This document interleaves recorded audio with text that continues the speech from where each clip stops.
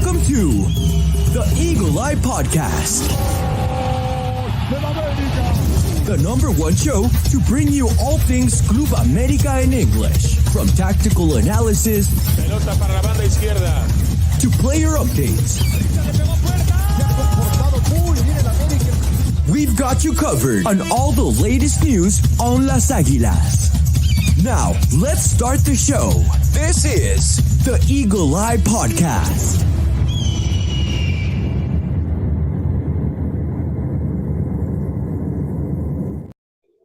Hello, ladies and gentlemen, and welcome back to another episode of the Eagle Eye Podcast. Today, we're here to talk all things America versus Nashville in the League's Cup. And today, I'm on my own, but not necessarily throughout the rest of the show. Today, we brought in an expert from the Pharmaceutical Podcast. It is none other than Valir Shabila from the Pharmaceutical Podcast. My man, how are you doing? I'm good, man. How are you? How are things with America these days?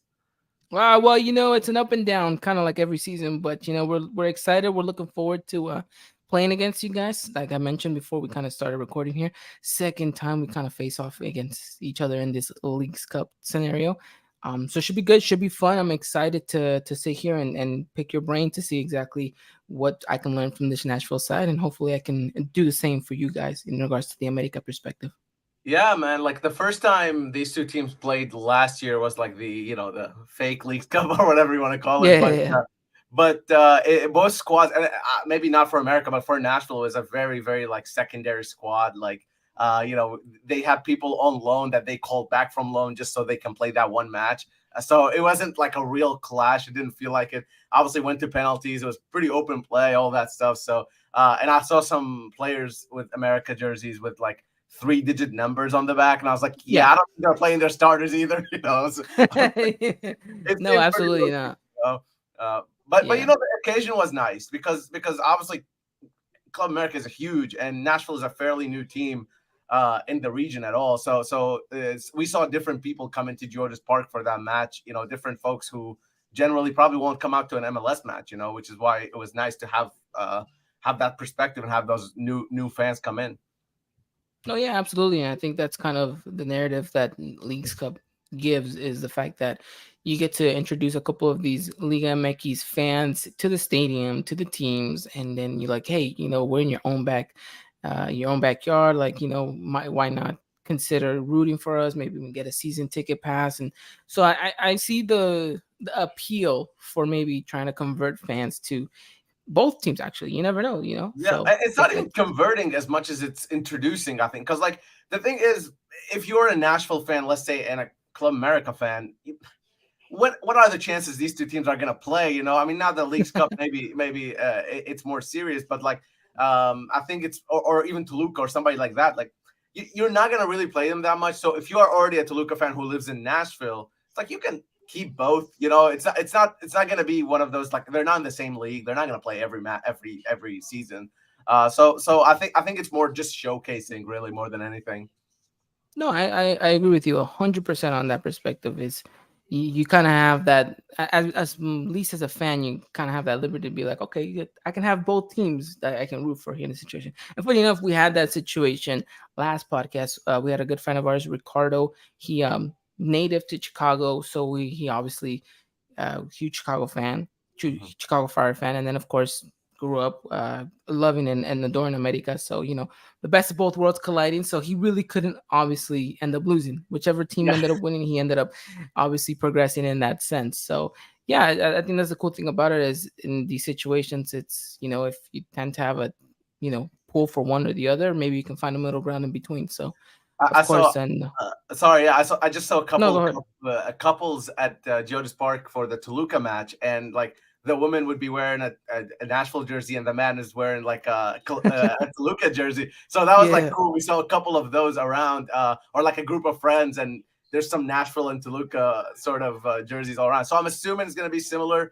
Actually, probably more even with Club America, because there are more Club America fans here in Nashville than any other Mexican team probably. So that to start with is going to be huge, and then also it's the same color. So I Yeah, don't it's know. gonna be yellow regardless. I know you already have that with Columbus, right? So it's kind of similar to that.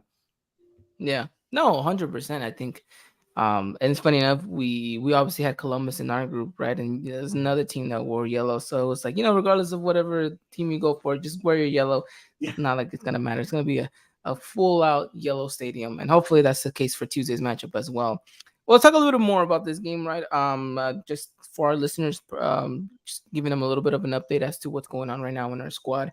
The biggest news around us is, of course, Henry Martin is injured. He's officially out of the League's Cup. Our star striker last season, the top league scorer for Liga MX, out for the rest of League's Cup. 3 to 4 weeks is the time frame that they're giving. He had an MRI scan on his calf. Looks like he has a torn muscle, so he will be out for that extended time of period. The only good news coming out of the Club America camp is that it looks like Diego Valdez is finally training with the first team.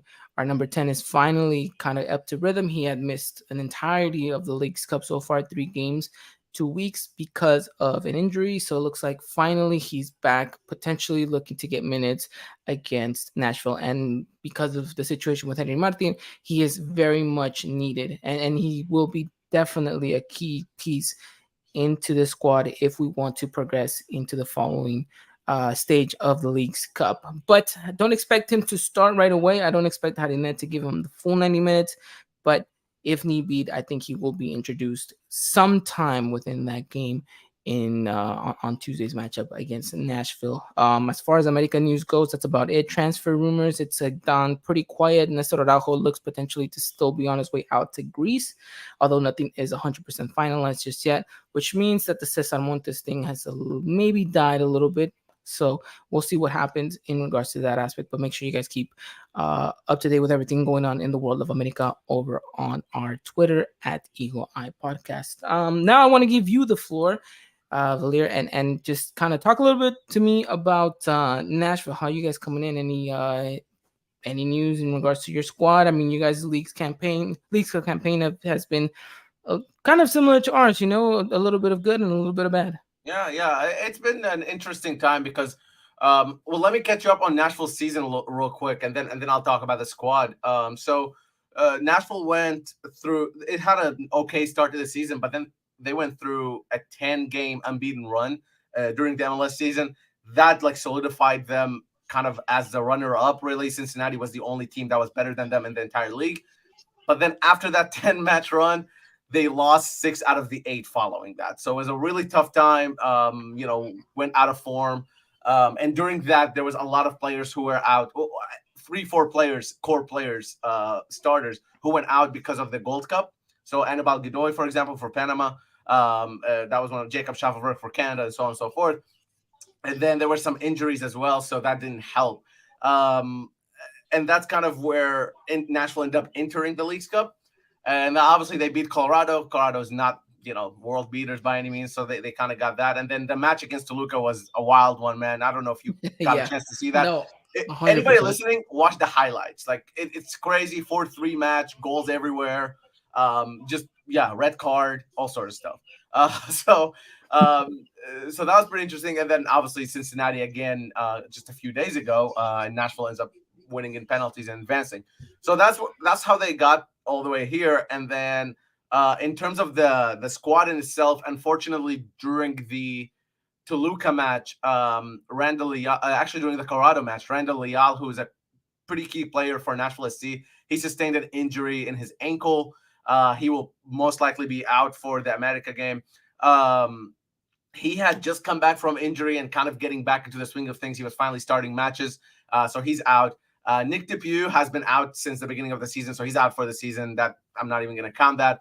And then the sort of good news for Nashville SC is that Teal Bunbury is coming back from being suspended for a red card. And then the most exciting thing happening in Nashville SC squad right now is that the possibility of the new star striker Sam Surridge to make his debut against America. So he hasn't featured yet, but he's been training with the team since Thursday last week. So very good chance of him making his debut against America at home. I don't think he'll start. I don't see that, but it's possible. But I think there's a good chance we'll see him play for the first time. All right, well, interesting updates right there in regards to Nashville. Looks like we have quite a potential target to kind of keep an eye out in regards to the attack for you guys. So it should be an interesting game nonetheless. Well, I mean, you guys, like you mentioned, you guys are kind of already in the mix of your season. Our season is barely starting, right? Of course, just a couple of games in. Liga MX was then paused for us. Then we jump into Leagues Cup. Again, it's been wishy-washy for us. A really good game against St. Louis and then a terrible game against Columbus. And ultimately an underwhelming performance against Chicago, but still a job done in order to move and progress into this one. Talk to me a little bit about the expectations for Nashville. Talk to me about the expectations, at least from a fan's perspective, seeing as that you guys are already in the round of 16. Is this exactly where you guys expect it to be? And do you guys expect to progress even further? And talk to me a little bit more about what the club entitled themselves for this competition. A lot of it, I think there's a lot of frustration from fans for Nashville SC because I think a lot of fans see the potential that this team can be. And just kind of Nashville isn't taking enough risks necessarily in terms of the market being out there and spending more money and bringing in more players. I think a lot of fans view it as sort of being too comfortable with just making the playoffs and maybe competing. This tournament is obviously brand new, right? We don't know what's going to happen. But I think Nashville wants to use this tournament to kind of energize their season, to reintegrate some pieces into the season and making sure that once this tournament is done, they go back to MLS play. It's serious. It's, they have 10 more MLS games before the playoffs. So they want to make sure to kind of finish up as high as possible to host more games. So it's been interesting. I think fans are discouraged a little bit, but at the same time appreciate sort of Nashville being still a new team and being able to achieve the things they've been achieving, which is making the playoffs every year, being able to have the league MVP, Hani Mukhtar, play for you, stuff like that, build a brand new stadium that's incredible and that's filled up pretty much every single game. Stuff like that is really cool and exciting for Nashville SC. But when it comes to Leagues Cup, I honestly wouldn't say that they were aiming to win it. Which is, I know it's the opposite of America when a club, I feel like any competition America enters is like they're supposed to win it, right? Yeah, of course. That's the expectation always. It's not like that for Nashville. I don't think maybe if they were around for 100 more years, then maybe that'll be the expectation. But I think the expectation here was mainly to just do well, and I think it had to do more with the performance than the results themselves. So Nashville had this issue with red cards, for example. They had 6 red cards in 6 games, which is just unacceptable. So I think the idea is to get out there to play your best soccer and not give into these red cards, to not give into these sort of stupid decisions that are leading to just not great results. And then if the results come as well, then why not? When you play in Cincinnati, at Cincinnati, and you can beat them in penalties, that's going to boost the team. That's going to give them something else. And we've all seen this team perform really well in Nashville in those 10-game run that I was talking about. So I think the expectation is to just continue to play well. And if the results come, the results come. But I think nobody's under any illusions that like Nashville is the underdog when they're facing America. I think that's just expected. And I think Nashville thrives better when they are the underdog. I think they kind of they like that us versus the world mentality. The players do, the coaching staff kind of embodies that, and I think that's going to help them playing against America on Tuesday. Interesting enough. I mean, I love being able to talk to different MLS sides and kind of hear the perspective of where it is that you guys aim to be in this competition. Like you mentioned, it's new.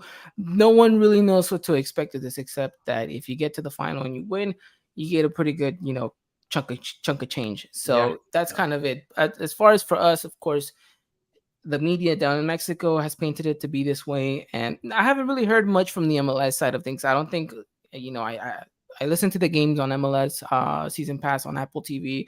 I hear Taylor Twellman and I hear everyone else, the supporting cast, and they talk about America. They don't really peg us as like, oh, these are your heavy favorites to win, right? And I think it's because the narrative has changed because Messi's in town and Inter Miami whatsoever. I think now they're maybe the heavy favorites because of that.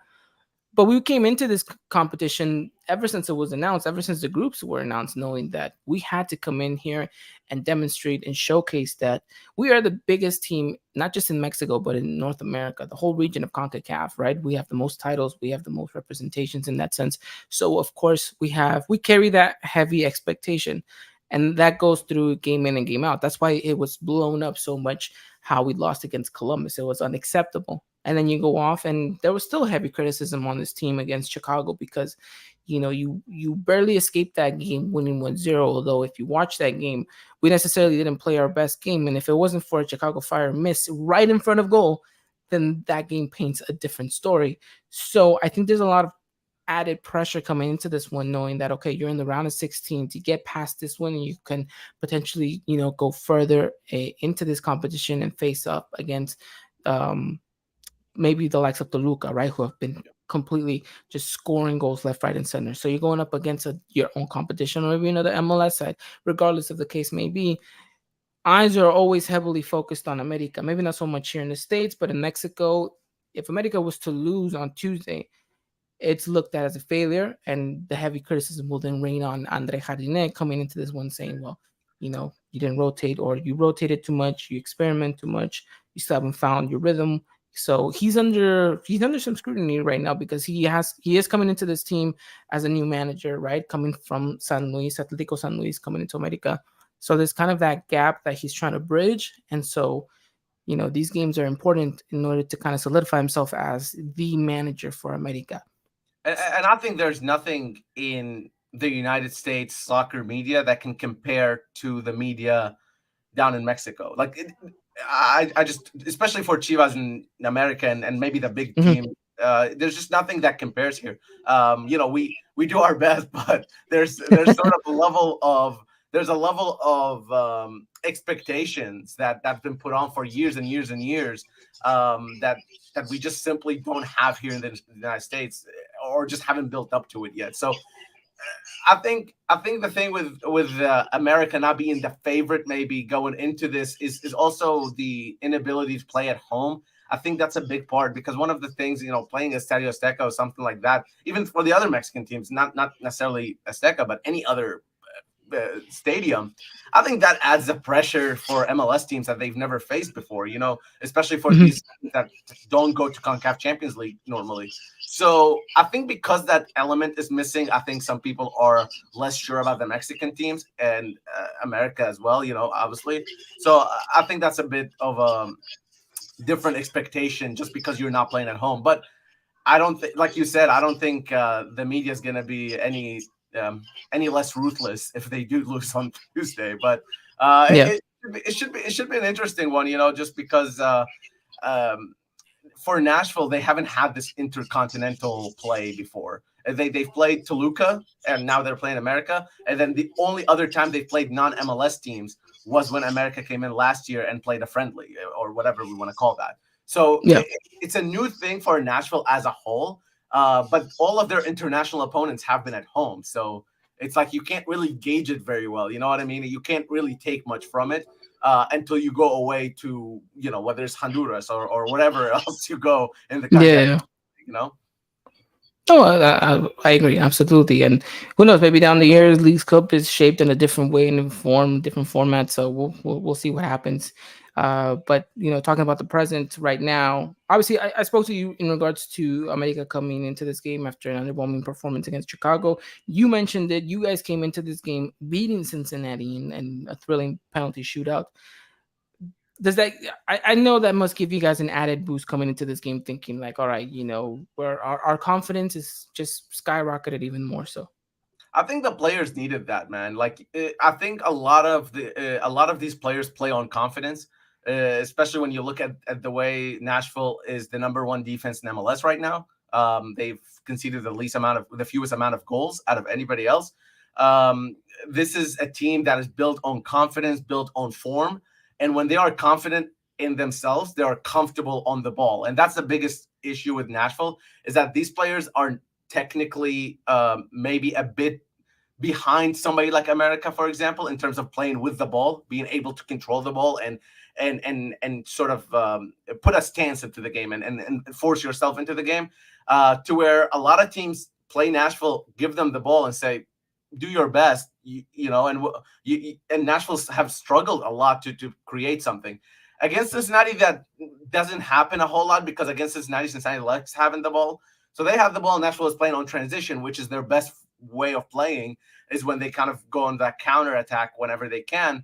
And then set pieces. Set pieces are big for Nashville. So I think that win in Cincinnati, just from a confidence standpoint, built so much confidence for this Nashville team, saying, hey, we can do it. If we can do it against the best team in MLS right now, we can do it against one of the best teams in Mexico, right? It's kind of just believing. And then honestly, they're probably going to look at that Toluca match just as well and say, barring one or two stupid mistakes, that match was very close. That match was, and then you see Toluca destroy Colorado and SKC, a couple days after that, to where in Nashville was 4-3. It was a close match, and until the last minute, Nashville had they were still in the match until the very last minute. So when you look at that, I think they're going to look at the Toluca match. They're going to look at the Cincinnati match and say, yeah, maybe we lost the Toluca match, but we can fix a couple of these mistakes, and then we can maybe apply it against America. But I think if Sam Surridge gets to play, I think he's going to be hungry. This is going to be his first time ever putting on the Nashville SC jersey. I think he's going to be wanting to prove something. It's at home. And I don't think the crowd is going to be – I think the crowd is going to be 50-50, honestly. So I think he's going to get some booing. He's going to get a different experience. I don't think he's an English guy playing in the Championship and the Premier League. He's never gone to a home game and been booed. You know what I mean? So it's going to be different for him. And I think he might thrive in that situation just because he's a championship player, and generally that's how that league goes. So I think he's going to be the big part. Him playing with Hani Mukhtar, of course, I'm sure we'll talk about. I think that will give confidence to the national players, to the other national players, along with all the results that they've had a couple of times. Let me ask you this. Do you expect it to be a sellout for this matchup? Yes. Yeah. I think if it's not a sellout, it's going to be really close to it. It's a 30,000 seat stadium. The last couple Leagues Cup games against Colorado and against Toluca were about 16 to 20,000, somewhere there. Okay. But that was the group stage, and that was also, one of the matches was against Colorado, which I don't think anybody in Nashville was really excited to see, honestly. But when you add in just the brand of Club America, that changes everything. You know what I mean? I agree, because I was actually looking, because obviously tickets went out on sale today. I was looking around to see, just kind of poke my eyes to see, okay, what is the starting, price and range? Obviously, it's nothing compared to what FC Dallas and Inter Miami are paying today. Yeah. It's ridiculous, those $800 tickets. But I was looking around and I was like, okay, I see a couple of areas already filled up. It looks like it's going to be a good amount of crowd. I'm anticipating the same 50-50. I know you guys have a very good big fan base, and so I'm expecting you guys to show up in numbers, but we travel well, and wherever we go, it looks like in whatever corner or whatever region of this CONCACAF section we're at, we always tend to have fans there. So like again, expect it to be a good game, a lively one, and for anyone that's going to be out there in the stadium, just enjoy yourselves and just kind of soak up the atmosphere. I think that's one of the most beautiful things about these games, is you kind of get to interact with the best of both worlds, and the stands is really where the party is at throughout the game. We don't get to kind of see it during the TV, but if you're there live in person, absolutely, I'm sure it's going to be a good one. Yeah, I think there's a really good way of doing this without sort of losing your head, I guess, or the Toluca fans. There was a good presence actually of Toluca fans, and I'm comparing it to that because that's the only other Leagues Cup against a Mexican team we've seen here in Nashville. There was some back and forth, talking crap a little bit, and it was some banter between the two fan bases, but it never got to the level where it needed to escalate. And I just hope that's kind of continues into this one.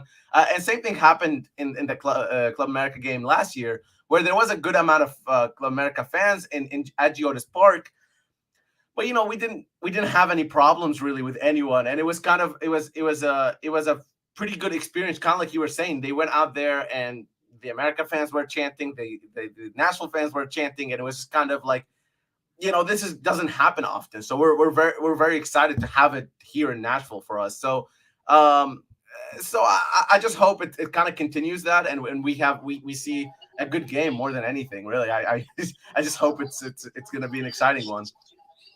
I expect it to be, and then I'll talk to you a little bit more in just a second as to why I expect it to be an entertaining game. I'm not, promising a 4-3, but I am promising a pretty good matchup. So let's talk a little bit more about this game that's going to be obviously on Tuesday, like you mentioned, at Geodis Park, 5 p.m. Pacific, 7 Central, and 8 p.m. Eastern Time. For all of you guys, Taco Tuesday, get your tacos, get ready to watch the game. It's going to be a good one. Let me give you my predicting starting 11. That way, the America fans kind of hear exactly kind of where I'm going with this one. Obviously, with the injuries, you have to take in consideration that America's most likely going to see the same starting 11 that we saw against Chicago. That's honestly the best we have at our disposal. So, of course, it's going to be Malagon in goal. Obviously, the defense is not going to be moved. You're going to see Kevin Alvarez on the right, Chava Reyes on the left, and in the midfield. In the center back partnership, you're going to see Sebastian Caceres and, of course, Israel Reyes. Now, the midfield is where it starts looking a little bit different. I potentially see kind of a 4-3-3 with a center defensive mid of Jonathan Dos Santos. He's been having an absolutely amazing tournament. Whenever he did not feature against Columbus, you saw those. You saw that there was a huge gap in between midfield and defense, and slotting him in there actually creates that anchor that we also necessarily need, because we get caught too much in transition sometimes.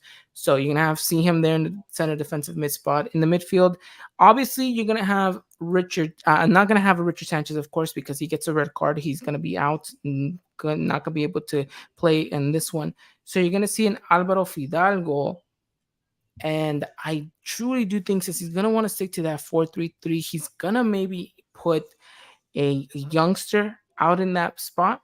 And it could be maybe Santi Naveda. He potentially could feature in that spot. I think it'd be a very promising opportunity for him to get some minutes.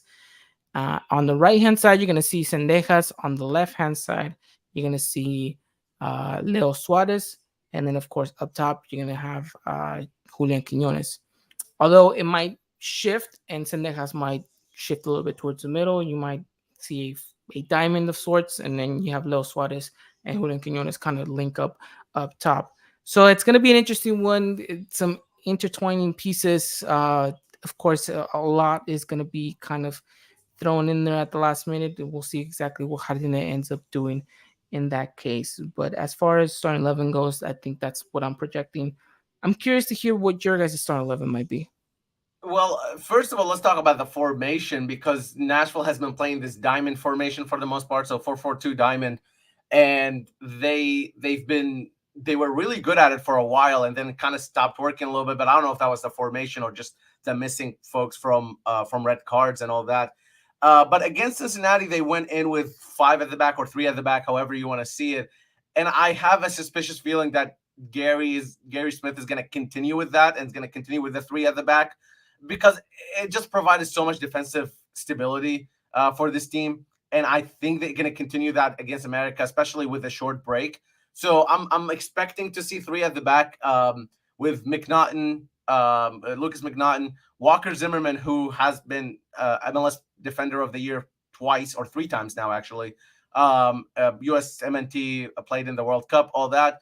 And instead of Josh Bauer, we'll probably see Jack Mayer, who's coming back from injury. He played the last few minutes in Cincinnati and conceded a penalty, unfortunately. But I think he'll come back and kind of form that 3 center backs with Walker Zimmerman and Lucas McNaughton. On the left is going to be Dan Lovitz. He's played almost every single minute on that left side. He's going to be the left wing back. And then on the right wing back is going to be Shaq Moore. Again, another USMNT player. He didn't have the best World Cup, I guess, but he did feature in the World Cup a couple times for the United States. In the middle, you'll see 3 Anibal Godoy, who is the captain of the Panamanian national team, and Sean Davis. They'll definitely, I think both of them will feature. The one I am not sure about is Dax McCarty, who he's a 36-year-old like MLS veteran who has had his best season so far. It's incredible. He was going to retire this year, and then he comes in and has a really, really good season. But just simply because it's a 3-day break or 4-day break, I just don't know if a 36-year-old can start again. He played the entire time in Cincinnati and scored the final penalty in the penalty kicks to win it all. So I am not sure if he doesn't play. I can see an Alex Muyl jumping in, or even a Brian Anunga, top Brian Anunga jumping in. But I think if Nashville might start with McCarty and kind of switch it up later on, and then up top, it's gonna be Hani Mukhtar. He's the league MVP last season. A lot of Nashville fans, actually all of Nashville fans, think he should have been the league MVP in 2021 as well. But maybe we won't get into that. He's one of the best players in MLS. I have to say that now because Messi's here. Before that, I would have just said he's the best player in MLS. He's really good, but he's going through a rough time right now. He has 1 goal in his last 10 matches. And even with that, he's still leading the league with 13 goals in terms of the Golden Boot. So that just kind of puts it in perspective for you that he hasn't scored in a good period and still leads the league in goals. He's not really a traditional striker. He's more of a second striker or a number 10, really. And then next to him, this can change. Fafa Pico started next to him in Cincinnati and got a goal. So chances are we'll see Fafa Pico again. Teal Bunbury's back from a red card, like I said, so he will be kind of looking for maybe that starting spot. And then Sam Surridge, like I said, if he does debut, is Gary Smith brave enough to start, his brand new signing after training with the team for 4 or 5 sessions? Is he brave enough to start him? I don't know. We'll see. But I'm expecting Fafa Pico and Hani Mukhtar to be those striker, quote unquote, sort of roles. Okay, that's an interesting 11. I'd love to see exactly how we're gonna maybe find a way to kind of stop you guys in your attack and see how we can break down your defense. It won't be an easy one, not whatsoever. That's definitely for sure. I think the biggest thing will be just for America to be able to stop the counterattacks, because Nashville, like I mentioned, are deadly in the counter. So like anytime there is a transition, Hani Mukhtar, Fafa Pico, these guys are running. They're very fast. And it's just going to be that's going to be the biggest challenge, because I don't see Nashville getting most of the possession here. I think America's going to have most of the possession. They're going to have the ball. But Nashville's just going to kind of sit back and wait for that right moment to strike. Well, interesting how you guys are, you guys, that's kind of what you guys go off of. And you're right. We're a side that we love to have the ball. We want to have possession, and we want to try to break you guys down. Although we do struggle with the very pacey side. I mean, you guys are going to be quick on the counter, which I emphasize how important it is for Jonathan Dos Santos to play in that center defensive mid role to kind of disrupt your guys' play, because I know that there will be moments in where we maybe go on the attack, but if we don't finish our chances, which we have a tendency of doing so, you guys can quickly get us on the counter. And so being organized and kind of prepared at the back is going to be crucial. And that's why I kind of want to talk a little bit of tactics in that sense. It's music to my ears knowing that we're going to have most of the ball possession, because I feel more comfortable whenever we do. Whenever we've gone up against a team that likes to have possession and kind of give us the same kind of medicine to us, we tend to struggle, aka Columbus. So hearing that is music to my ears, although I heard the same against Chicago, and Chicago actually played a really good game. They planted themselves very well. Defensively speaking, they were very organized, and like I said, they had a couple of chances on the counter, which if they could have capitalized on, could have been a whole different story, whole different game. So with you guys, I'm thinking, okay, we've learned our mistakes from Chicago. We have to anticipate that you guys are going to be the same way, in the sense that you guys are going to be very well organized and quick on the counter. So what did we do wrong in that game, and what can we progress into this one? And I think Harine has quite the homework to do. And of course, when you have a missing piece like Henry Martin, who does so well to play as the low number 9, hold up the ball and have players play off of him, Quinones, not necessarily his strength, right? What he is you chuck the ball to him, he'll run down anyone, right? He's just a player that you just chase the ball. So he kind of struggles in holding off play, having other players play around him.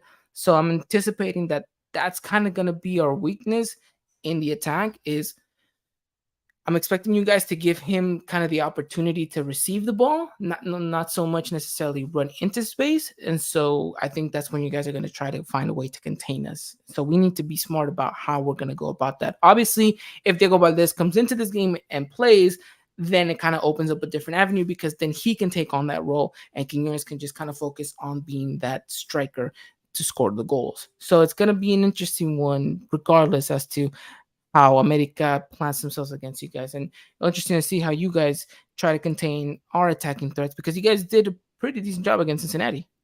Yeah, and this is a side. That's why the Toluca match was such a wild one because this is a side that barely ever concedes more than one goal in any match. If Nashville loses, generally 1-0, 2-1 at most, just generally. But and you saw it against Cincinnati. Cincinnati scores 3 goals on Chivas, then comes in and plays Nashville and barely scores 1 goal from a penalty. You know what I mean? Mm-hmm. No goals from open play. So it's going to be an interesting one. This is a side that doesn't give goals away. But at the same time, I think it all depends on how America starts the game and whether or not they can take advantage from 1 or 2 chances early on. Because what we've seen is that when Nashville concedes early, it kind of puts them in a downward spiral that just doesn't end. So we haven't seen this team kind of come back a whole lot. So if America can get that first goal early on, I think they have a pretty good handle on the game. If Nashville can keep them away for a little bit, I think if they can frustrate them a little bit, which is what happened with Cincinnati. Cincinnati ended the first half with maybe a couple shots and like maybe 1 shot on target at most. They were frustrated because this is an attacking team. This is a team that likes to keep the ball, and all of a sudden you're not able to do the things that you want to do. So I think if Nashville succeeds in that and they go into the second half organized, still keeping America at bay, they have a really good chance of kind of scoring from one of the transitions. If America gets an early goal here, I don't see a way for Nashville to really come back from that. I think the best approach for Nashville is to stay organized, like you were saying, at the back, and hope for a 1 or 2 transitions on the other side. The more chaotic the game gets, I think the more Nashville gets out of the game. And the way that these Liga MX versus MLS matches have gone, I think there's some chaos in there. So that might play in America's side. The other thing is managing the game and the dark arts, if you would. Nashville has struggled with that, especially against Toluca. If you go back and watch that match, man, Toluca players were in Nashville players' heads. Like it was a problem.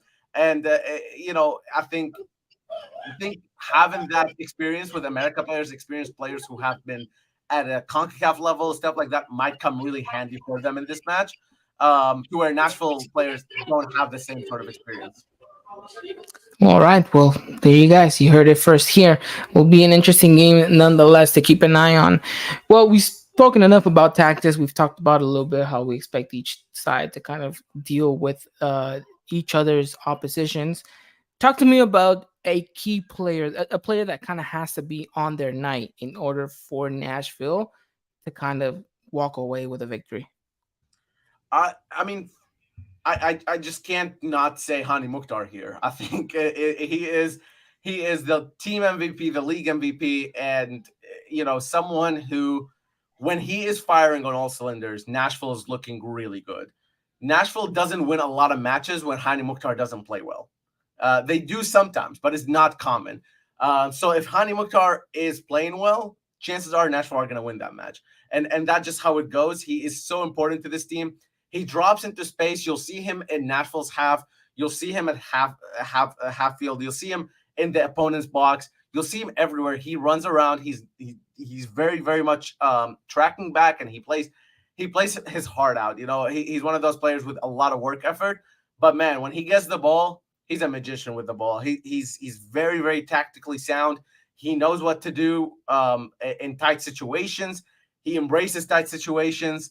The biggest thing is for Nashville to find someone who can match his ability and kind of let him play off of him. And we've seen Fafa Pico come in a few times. Him and Fafa Pico are not necessarily on the same level, but they kind of play off each other. Now, Jacob Schaffelberg, who got a knock in training on Thursday, we're not sure if he's back or not. If he is back and he starts this match, I think we were talking about speed.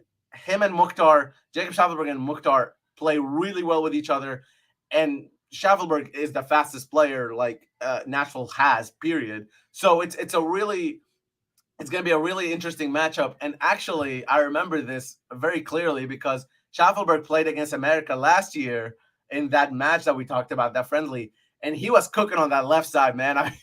They were not able to stop him. And same thing happened against Toluca, where they were fouling him a lot because he was just kept running at them. So that should be an interesting one. Keep an eye on him. But I feel like I'm legally like bound to say Mukhtar every time just because he does everything. You know, he's Nashville's everything.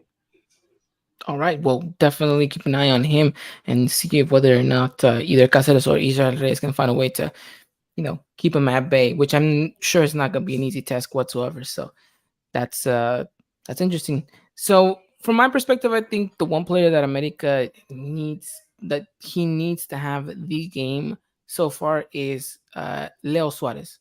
So, I was gonna say Julian Quinones, but I think that's kind of a given. A lot of people would say that. For me, it would be Leo Suarez.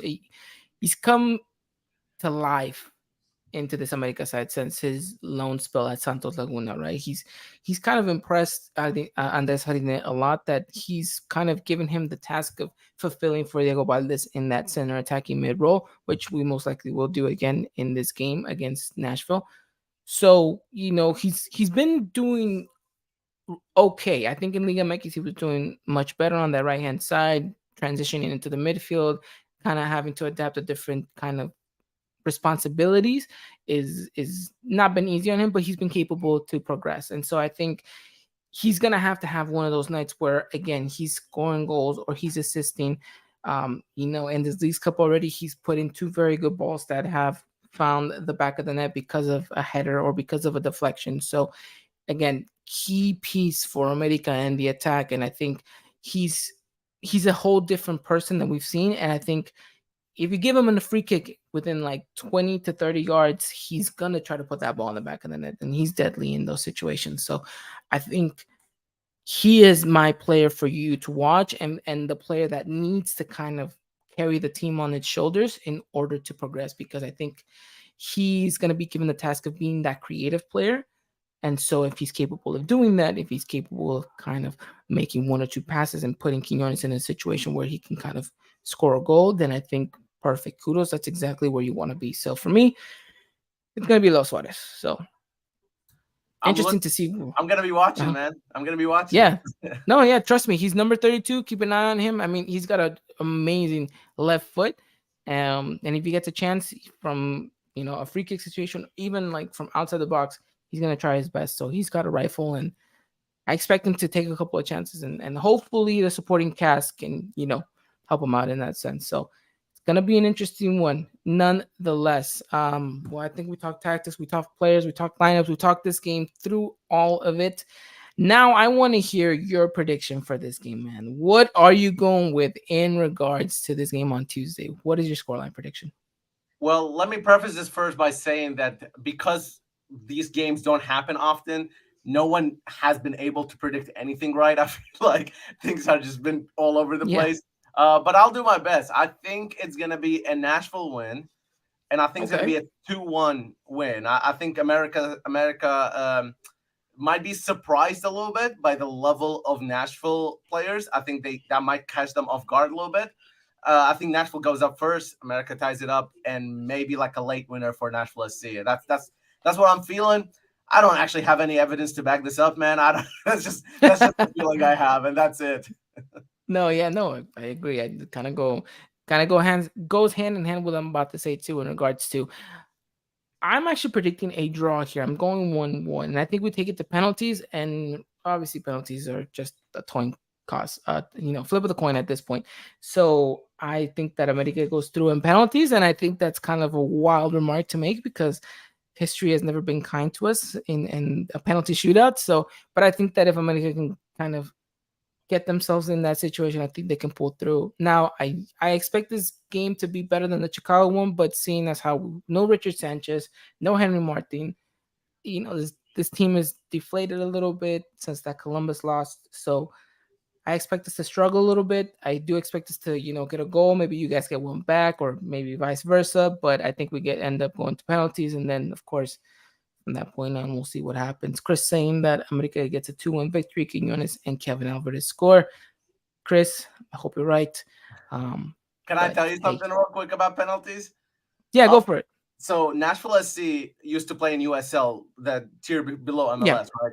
So from the USL days to the MLS days, Nashville SC had never won a penalty shootout until last year when America came to town, and they had that. That was the first ever penalty shootout that Nashville SC has ever won. So just to put it in perspective, they've lost in playoffs twice in penalties. They've lost in the U.S. Open Cup once in penalties. So really bad record with penalties until America showed up, and then they beat the American penalties, and then obviously on Friday they beat Cincinnati. But just an interesting fact to keep in mind, because you said America's not great at penalties either, so it's kind of it's going to be a toss-up, man. This is going to be who sucks less at penalties. This is basically going to be the thing at the end of the day. Well, I mean, it's an interesting one. I might as well just, of course, America in that sense. But hey, look, whatever the case may be, if you guys are going to be at the stadium, or you guys are going to be watching this game, it's going to be a fun one. For all America fans, of course, catch every action via our Twitter at Eagle Eye Podcast. We'll keep you guys up to date, starting 11s, goals, recaps, all of it, you name it.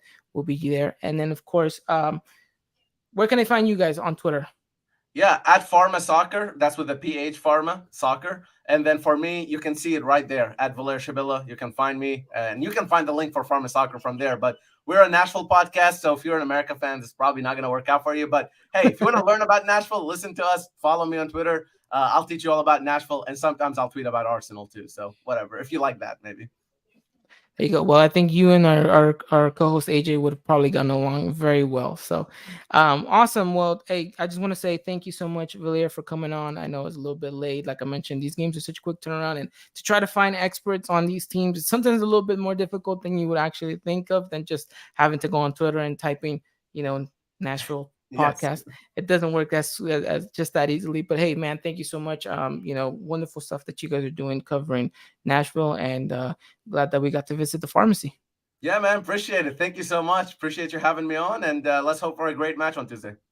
No, of course. And then thank you to everyone that tuned in. Thank you to everyone that was commenting, and thank you to everyone listening, whether you're on Spotify, Apple Podcasts, or wherever it is that you may be listening to. All right, we'll let you guys go. We'll be back later on during this week to talk all things Club America in English and see exactly where we're at in this League's Cup. All right, then you guys take care. And as always, Arriba America. Good night. Ladies and gentlemen, this was another production of the Eagle Eye Podcast. The #1 source for all things Club America in English. Make sure to follow us on Twitter and Instagram at Eagle Eye Podcast and get all the latest news and coverage. And